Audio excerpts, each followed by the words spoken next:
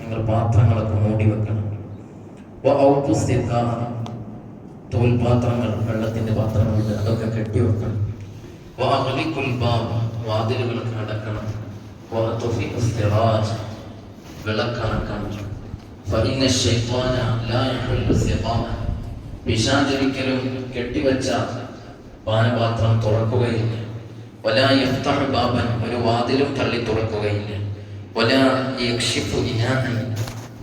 ഒരു പാത്രവും മൂടിവെക്കാത്ത പാത്രവും മൂടിവെച്ച പാത്രവും തുറക്കുകയില്ല.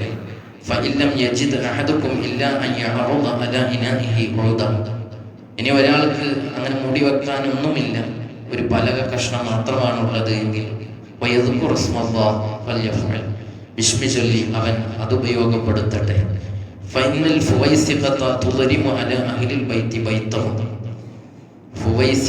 എന്ന് പറഞ്ഞാൽ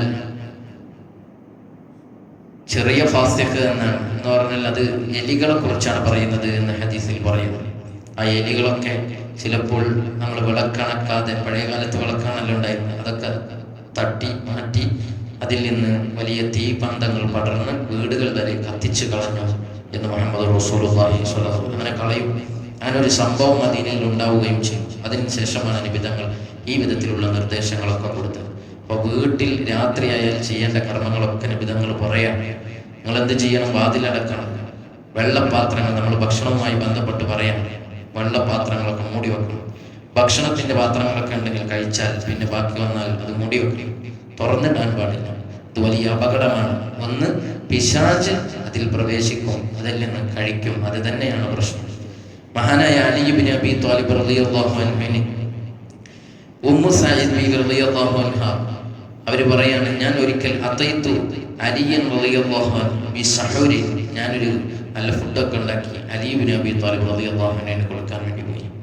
ഫവദഅതുഹു ബൈന യദൈഹി, ഞാൻ അദ്ദേഹത്തിന്റെ അടുക്കൽ വെച്ചു. വഹുവ യുസല്ലി, അലി റളിയല്ലാഹു അൻഹു നിസ്കരിക്കാൻ, നമസ്കാരം കഴിഞ്ഞിട്ട് കഴിക്കും എന്ന വിധത്തിൽ ഞാൻ അവിടെ വീട്ടിൽ വെച്ചു.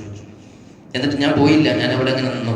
ഫലമ്മാ സ്വല്ല, അലി റളിയല്ലാഹു അൻഹു തങ്ങൾ നിസ്കാരം കഴിഞ്ഞപ്പോൾ ഖാല, അലിയാരി തങ്ങൾ അവിടേക്ക് ഭക്ഷണം കൊണ്ടുവന്ന് വെച്ചിടത്തേക്ക് നോക്കിയിട്ട് പറഞ്ഞു, ഹല്ല ഹമർത്തിഹി, നീ എന്തേ അത് മൂടി വെക്കാതിരുന്നത്? തുറന്നെടുക്കാൻ എന്തേ അത് മൂടി വെക്കാതിരുന്നത്? ഹൽ റഅയ്തി ശൈത്താന ഹീന വലഗ ഫീഹി, നീ കണ്ടില്ലേ ശൈത്താൻ അതിൽ തലയിട്ടത്? അഹ്രിക്കി, കൊണ്ടുപോയി കളഞ്ഞു.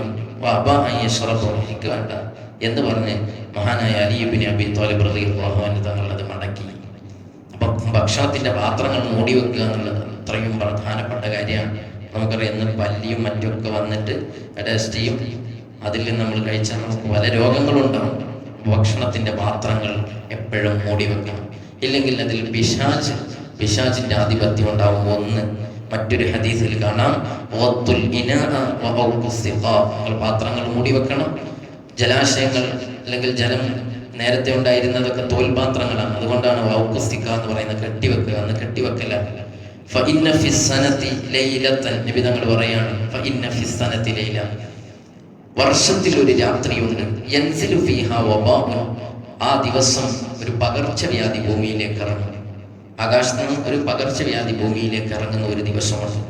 ലാ യമുറു ബിഇനാഇൻ ലൈസ അലൈഹി ഖിതാബുൻ ഔ സിഖാഇൻ ലൈസ അലൈഹി വികാബുൻ, തുറന്നു കിടക്കുന്ന പാനപാത്രങ്ങളും ഭക്ഷണ സാധനങ്ങളും ഇല്ലാ നസല ഫീഹി മിൻ ദാലിക്കൽ വബാ, ആ പകർച്ചവ്യാധി അതിനെ സ്പർശിച്ചിട്ടല്ലാതെ കടന്നു പോവുകയില്ല എന്ന് മുഹമ്മദ് റസൂലുള്ളാഹി സ്വല്ലല്ലാഹു അലൈഹി വസല്ലം.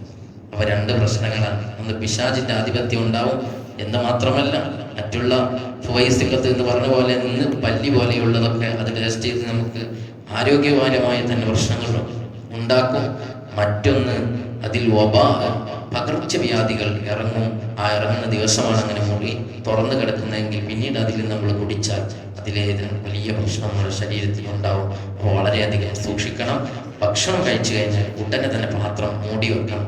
അത് നമ്മൾ ജീവിതത്തിൽ ചെയ്യേണ്ട ഒരു മര്യാദയാണ്, ഭക്ഷണത്തോട് ചെയ്യേണ്ട ഒരു മര്യാദയെ അല്ലാഹു തആല കൂടുതൽ പഠിക്കാനും പ്രാവർത്തികമാക്കാനും തൗഫീഖ് നൽകുമാറാവട്ടെ.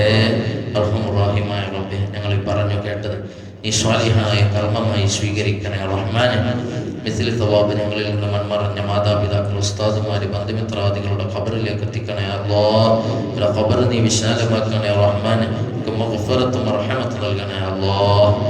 റഹ്മാനായ റബ്ബേ, അല്ലാഹുവേ, ഇന്ന് സുബ്ഹ് ജമാഅത്തിന് ഇവിടെ എത്തിച്ചേർന്ന മുഅ്മിനീങ്ങൾ എല്ലാവർക്കും നീ വലിയ ഖൈറ് നൽകണേ അല്ലാഹ്, നല്ല റാഹത്ത് നൽകണേ അല്ലാഹ്. ജീവിതത്തിലെ എല്ലാവിധ ഖൈറായ മുറാദുകളും നീ ഹസുലാക്കി കൊടുക്കണേ റഹ്മാനെ. അല്ലാഹുവേ, ഞങ്ങളിൽ രോഗികൾ, പ്രയാസങ്ങൾ അനുഭവിക്കുന്നവർ, കടബാധ്യതകളുള്ളവർ, പല വിധങ്ങളായ വിഷമങ്ങളിലൂടെ കടന്നു പോകുന്നവരുണ്ട്. അല്ലാഹ്, നിന്നിൽ നിന്നുള്ള സഹായമാണ് ഞങ്ങൾക്ക് വേണ്ടത്. നീ ഞങ്ങളെ സഹായിക്കണേ അല്ലാഹ്.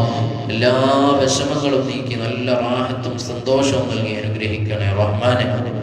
അർഹമുർ-റഹീമായ റബ്ബേ, ഇന്നത്തെ ദിവസം ഞങ്ങളുടെ ഖദർ ഖദാഇൽ വല്ല വിപത്തും നീ വിധിച്ചുവെങ്കിൽ എല്ലാം ഞങ്ങളുടെ ദുആ സ്വീകരിച്ച് തട്ടിക്കളയണേ അല്ലാഹ്. ഇന്ന് ഒരുപാട് ഖൈറായ പ്രവർത്തനങ്ങളിൽ ഭാഗവാക്കാവാൻ, തിന്മയിൽ നിന്ന് വിട്ടു നിൽക്കാൻ, നാവിനെ നിയന്ത്രിക്കാൻ ഉള്ള ഈമാനിക കരുത്ത് ഞങ്ങൾക്ക് നൽകണേ അല്ലാഹ്. റബ്ബന തഖബ്ബൽ മിന്നാ ഇന്നക അൻതസ് സമീഉൽ അലീം വതുബ് അലൈനാ ഇന്നക അൻതത് തവ്വാബുർ റഹീം. ആമീൻ ബിറഹ്മതിക യാ അർഹമർ റഹീം. സ്വല്ലല്ലാഹു തആല വസല്ലം അലാ സയ്യിദിനാ മുഹമ്മദിൻ വആലിഹി വസല്ലം. സുബ്ഹാന റബ്ബിക റബ്ബിൽ ഇസ്സത്തി അമ്മാ യസിഫൂൻ വസലാമുൻ അലൽ മുർസലീൻ വൽഹംദുലില്ലാഹി റബ്ബിൽ ആലമീൻ. സ്വല്ലല്ലാഹു അലാ മുഹമ്മദ് സ്വല്ലല്ലാഹു അലൈഹി വസല്ലം. സ്വല്ലല്ലാഹു അലാ മുഹമ്മദ് സ്വല്ലല്ലാഹു അലൈഹി വസല്ലം. അല്ലാഹുമ്മ സ്വല്ലി അലാ മുഹമ്മദ് യാ റബ്ബി സ്വല്ലി അലൈഹി വസല്ലം. അസ്സലാമു അലൈക്കും വറഹ്മത്തുള്ളാഹി വബറകാതുഹു.